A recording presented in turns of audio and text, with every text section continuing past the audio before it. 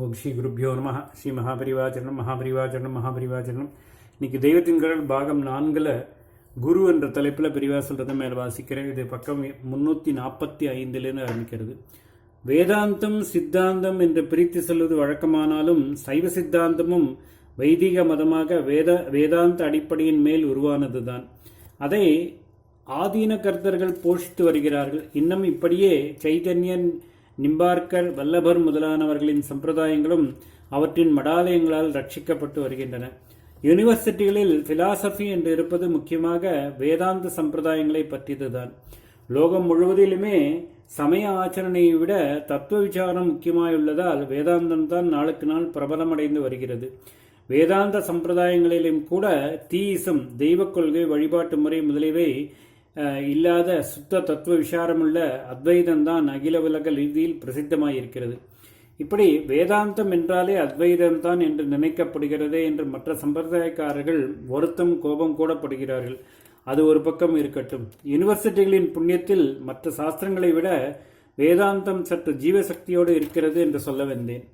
ஆனால் இதிலும் கூட ஆச்சார அனுஷ்டானத்துக்கு இடமே இல்லாமலும் ரிசர்ச் என்ற பெயரில் பூர்வீகர்களின் அபிப்பிராயத்துக்கும் நம்பிக்கைக்கும் மாறான அநேக அபிப்பிராயங்களை சொல்வதாகவும் திறந்த மனசோடு சயின்டிஃபிக்காக ஆராய்வதாக சொன்னாலும் இந்த ரிசர்ச்காரர்களிலும் சிலர் பிளிஸ்டாகத்தான் தங்கள் தியரிகளை உருவாக்குவதாகவும் இருப்பதால் யூனிவர்சிட்டிகள் செய்கிற வேதாந்த பிரச்சாரத்தில் பூர்ண திருப்தி படுவதற்கில்லாமல் இருக்கிறது.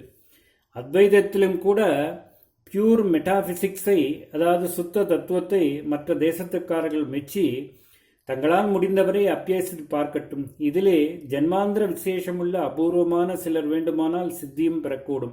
ஏனென்றால் ஏதோ ஜன்மாந்திர விசேஷம்தானே அந்த விதேசிகளை இதில் இழுத்திருக்கிறது.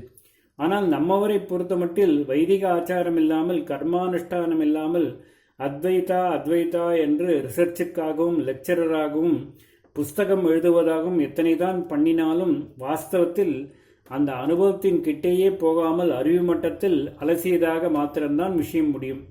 அத்வைதத்தை ஸ்தாபித்த ஆச்சாரியால் கர்மானுஷ்டாத்தாலும் ஈஸ்வர உபாசனையினாலும் இன்ன மூர்த்திதான் என்று மற்ற சம்பிரதாயங்களைப் போல ஒன்றை மட்டும் கொள்ளாமல் எல்லாவற்றுக்கும் மூலமான பரமாத்மாவை ஏதோ ஒரு ரூபத்தில் செய்கிற உபாசனையினாலும் தான் ஒருத்தன் சுத்தியாகி தத்துவ விசாரத்தோடு வர வேண்டும் என்று தீர்மானமாக விதித்திருக்கிறார். இவற்றுக்கு யூனிவர்சிட்டி படிப்பில் எங்கே இடம்? ஆனபடியால் வேதாந்த சாஸ்திரங்களிலும் சம்பிரதாய வித்வான்களை ஆதரித்து அவர்களிடமிருந்து சம்பிரதாய பூர்வமாக சிஷ்யர்கள் சிக்ஷை பெற ஏற்பாடு செய்ய வேண்டும். பல சித்தாந்த ஒப்புவமை. இதிலே ஒன்று மட்டும் கொஞ்சம் புதிதாக அபிவிருத்தி செய்து கொள்ள வேண்டும். கம்பேரட்டிவ் ஸ்டடீஸ் என்பதாக யூனிவர்சிட்டிகளில் ஒரு பிலாசபி சிஸ்டத்தை மட்டுமில்லாமல் பலவற்றை படித்து ஒன்றுக்கொன்று எப்படி மாறுபட்டு போகிறது, எப்படி எத்தனையோ இடங்களில் அவை ஒப்புதலாகவும் போகின்றன என்று ஆராய்கிறார்கள். இது சிலாகிக்க வேண்டிய ஆராய்ச்சி. சம்பிரதாய முறையிலும் இதர சம்பிரதாய அபிப்பிராயங்களை தெரிந்து கொள்ள வேண்டித்தான் இருக்கிறது. ஏனென்றால் எந்த சம்பிரதாயத்தை சேர்ந்த எந்த சாஸ்திரத்தை எடுத்தாலும் அதிலே மற்றவர்களின் கொள்கையை சொல்லி அவற்றை கண்டித்துத்தான் சுபக்ஷத்தை, தன் கட்சியை நிர்தாரணம் செய்திருக்கும். பூர்வபக்ஷத்தில், அதாவது எதிராளியின் கட்சியில் ஆரம்பித்து அவர்கள் கருத்தை டெவலப் செய்த பின் தான் ஸ்வபக்ஷத்தை நாட்ட வேண்டும் என்பதே நம் சாஸ்திரக்காரர்கள், முக்கியமாக பகவத்பாதால் கை கொண்ட முறை. ஆனால் தற்போது சம்பிரதாயப்படி படிப்பவர்கள் ஏற்கனவே சாஸ்திரக்காரர்கள் என்ற மற்ற சித்தாந்தங்களில் என்ன கோட் செய்கிறார்களோ அதற்கு மேல் தாங்களாக அந்த சாஸ்திரங்களை பார்ப்பதில்லை. அவற்றை இன்னமும் ஊன்றி பார்க்க வேண்டும். பிற சித்தாந்தங்களை இன்னும் நன்றாக அறிய வேண்டும். கொஞ்சம் கூட சொந்த அபிப்பிராயங்களினாலும் அபிமானங்களினாலும் ப்ரிஜடியூஸ் ஆகாமல் சத்திய தத்துவத்தை அறிவதற்கு இது உதவும். அவரவருடைய பக்தி ஸ்திதியை பொறுத்துத்தான் அறிவுவாதமும் கூட ஒவ்வொருவருக்கு ஒவ்வொரு முடிவை காட்டும்.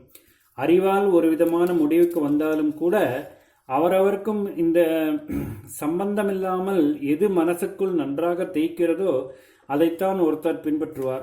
கடைசியில் பார்த்தால் ஆத்ம சத்தியம் என்பது அறிவுவாதங்களுக்கு அப்பாற்பட்டது என்பதெல்லாம் நிஜம்தான். ஆனாலும் கூட சாஸ்திர படிப்பு என்று ஒன்றை மேற்கொள்ளுகிற போது அதில் நல்ல தேர்ச்சியை சம்பாதித்துக் கொள்வதற்கு நான் சொன்னபடி அவரவரும் தங்களுக்கு பிடித்த சம்பிரதாயத்தை தரோவாக தெரிந்து கொள்வதோடு மற்றவற்றையும் அந்த அளவுக்கு இல்லாவிட்டாலும் ஓரளவு நன்றாக தெரிந்து கொள்ள வேண்டும். அப்பொழுதுதான் நாம் முடிவாக ஒப்புக்கொள்ள முடியாத சித்தாந்தங்களிலும் அறிவிலே பெரியவர்களாக வந்திருப்பவர்களின் பெருமையை தெரிந்து கொள்ள முடியும்.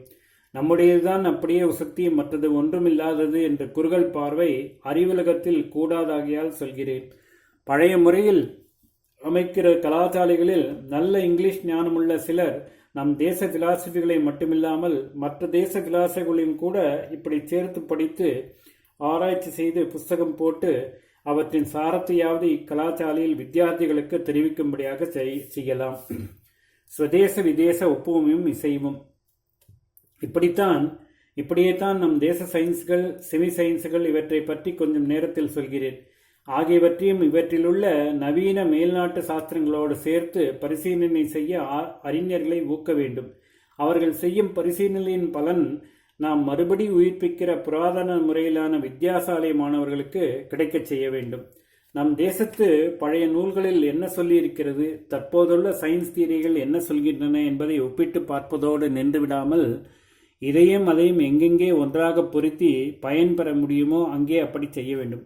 உதாரணமாக, ஆயுர்வேதத்தில் இல்லாத ஒன்று ஆயுர்வேத முறைக்கு மாறான விளைவு எதையும் ஏற்படுத்தாமல் ஆரோக்கியத்துக்கு நல்லது செய்யும் என்றால் அதை ஆயுர்வேத வைத்தியர்கள் எடுத்துக்கொள்ளலாம். இப்படியே அல்லோபதிக்காரர்களும் ஆயுர்வேத சிகிச்சை முறையில் அவர்களுக்கு புதிதாக நல்லதாக இருப்பதை எடுத்துக்கொள்ளலாம். ஓம் ஸ்ரீ குருப்யோ நமஹ.